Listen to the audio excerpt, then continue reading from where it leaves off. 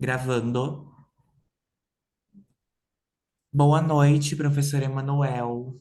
Aqui quem fala é Lia Araújo, do sexto semestre de Ciências Contábeis. Junto aos meus amigos do sexto e do sétimo também, iremos apresentar hoje o trabalho de auditoria contábil relacionado à auditoria do processo de compras. Passo a palavra agora para o Diogo, que vai falar um pouco sobre os objetivos e um pouco da introdução. Boa noite, professor. Aqui é o Diogo. Vou falar um pouco sobre a introdução. O setor de compras é responsável por garantir o funcionamento orgânico e eficiente das empresas. Para isso, os profissionais da área devem providenciar todas as ferramentas e recursos necessários para que os colaboradores possam desempenhar as funções de maneira adequada. Com a transformação digital e a mudanças dos hábitos dos consumidores, esse departamento tem apresentado um papel cada vez mais estratégico nas empresas. Por isso, é muito importante entender a função a fundo, a sua dinâmica de funcionamento para garantir a otimização dos processos e alcançar bons resultados nas organizações. Os objetivos de auditoria de compras é identificar e prevenir fraudes, assegurar a conformidade, realizar uma análise de eficiência e proteger a reputação da empresa e otimizar custo. Esses objetivos visam garantir a integridade das operações de compras, fortalecer o controle interno e contribuir para a sustentabilidade financeira da empresa. A auditoria de compras também pode ter como meta a melhoria da gestão de riscos relacionados às compras, a garantia da qualidade dos produtos ou serviços adquiridos e o fortalecimento das relações dos fornecedores.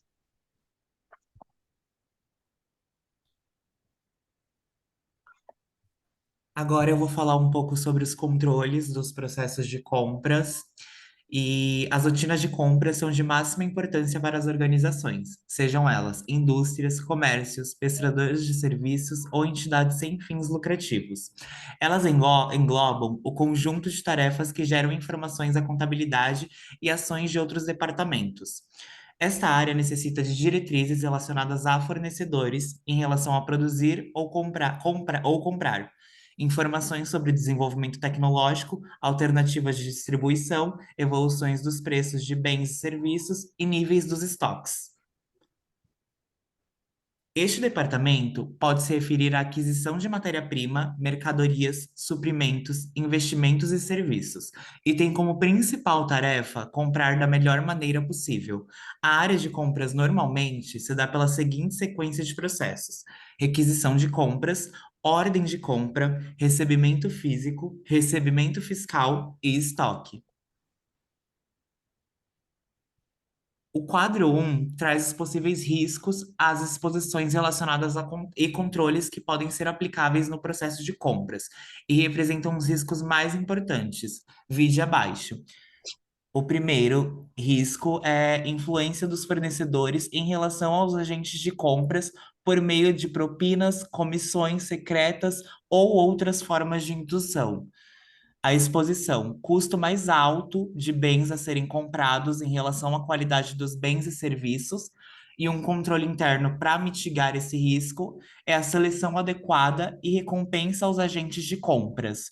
Código de conduta proibindo aceitar presentes de fornecedores, uso de procedimentos licitatório, verificações amostrais detalhadas de preços de compras pelo controller ou chefe de departamento contábil.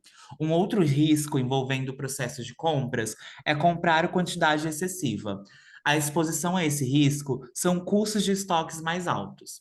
Um controle interno para mitigação desse risco é não autorizar as compras pelo departamento de compras, mas pelo solicitante, registros de inventários permanentes e adequados.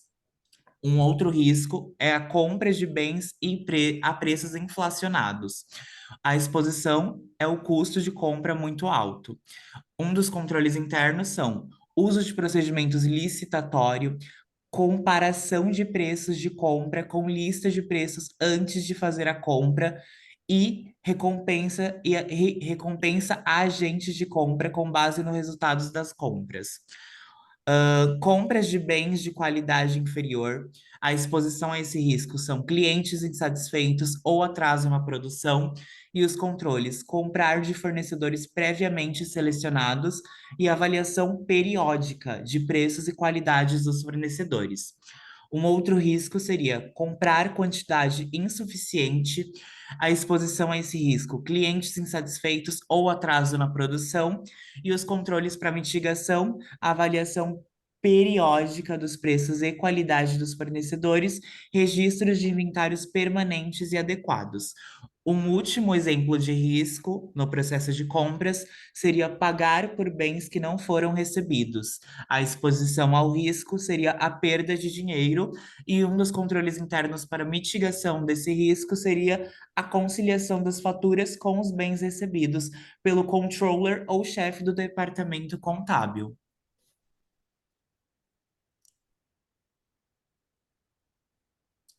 Boa noite, professor. Sou a Giovana. Eu vou falar sobre os procedimentos de auditoria aplicáveis ao departamento de compra. O primeiro deles é a avaliação do controle interno, né, que é onde é feito o questionário, onde a Lia explicou como que funciona todo o processo. E o segundo procedimento é o teste substantivo e de observância, tá? O teste substantivo e de observância, ele tem como objetivo validar a existência e integridade dos lançamentos que são relacionados à rúbrica de compra.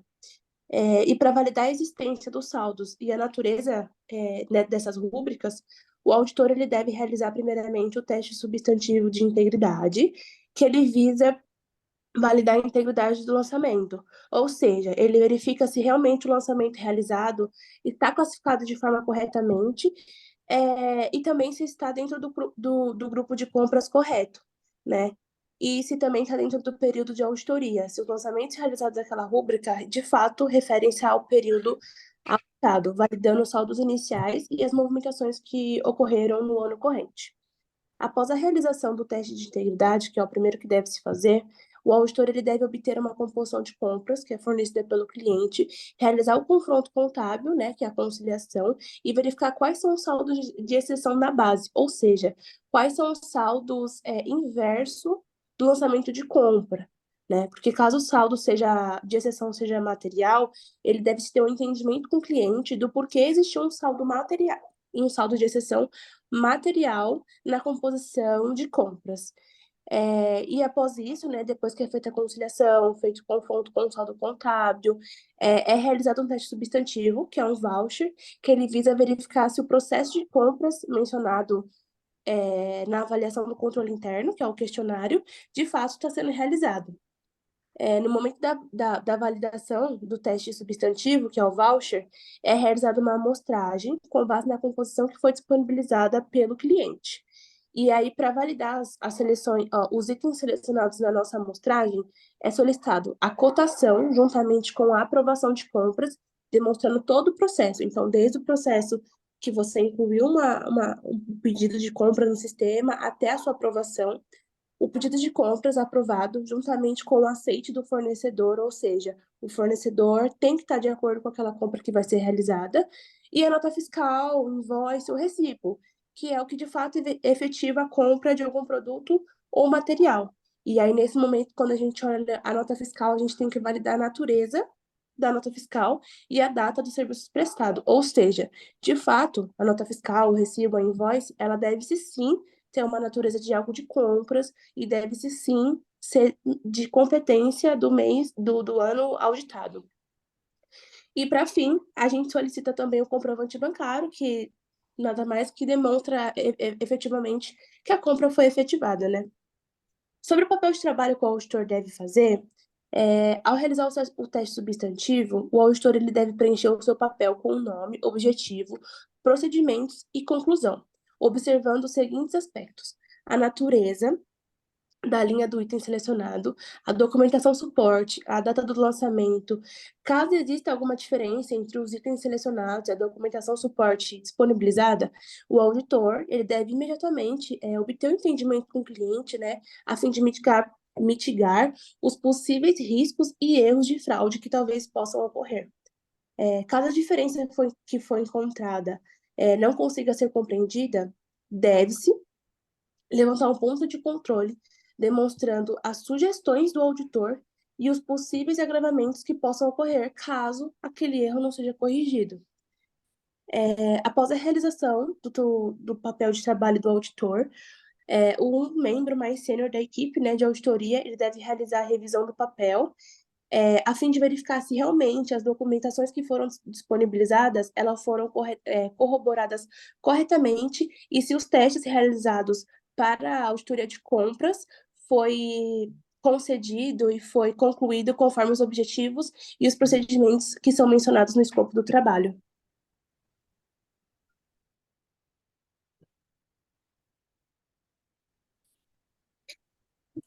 Boa noite, professor. Meu nome é Gisele e eu vou falar um pouco sobre o programa de trabalho.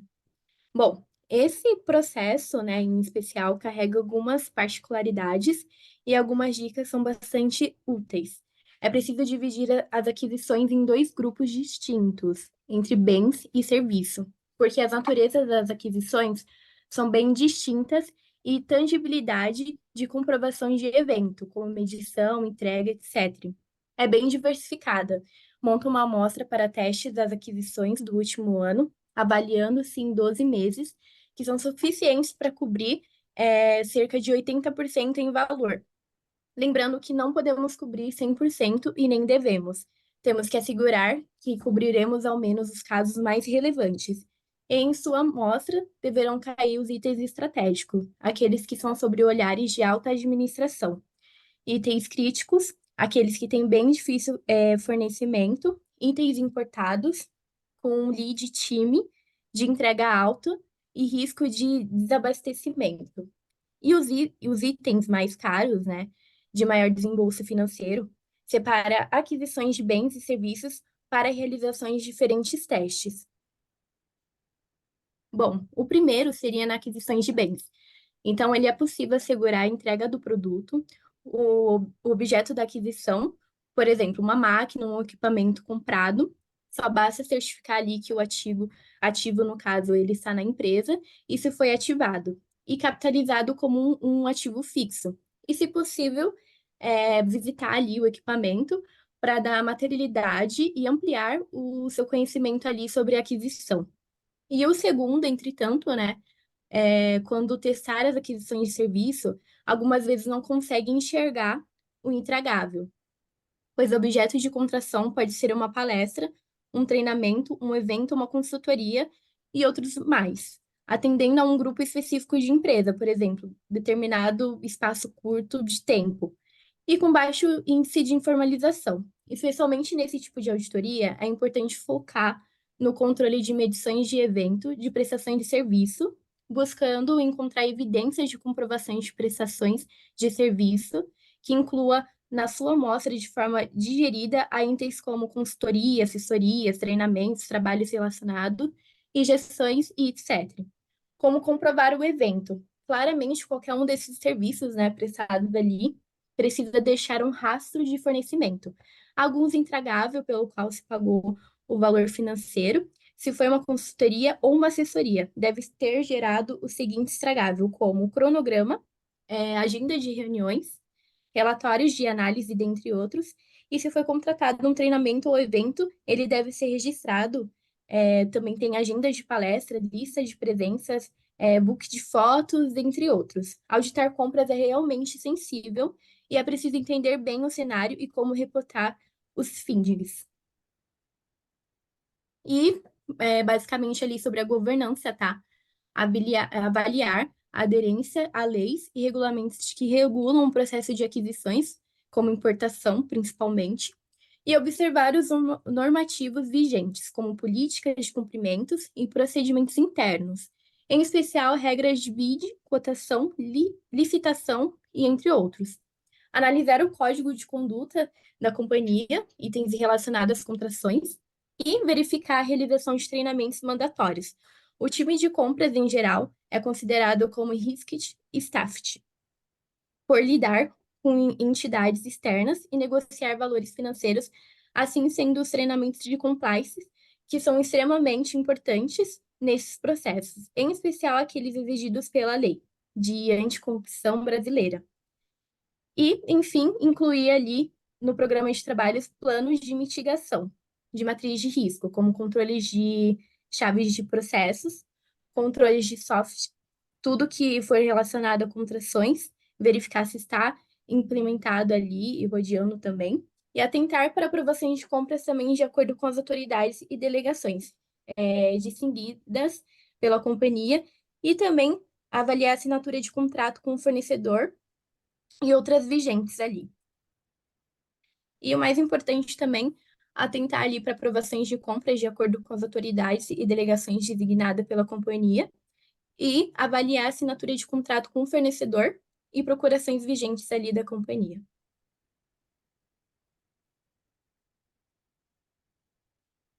É isso. Bom, professora, agradecemos a sua atenção e a gente finaliza o nosso trabalho aqui, tá bom? Obrigada. Obrigada, professor.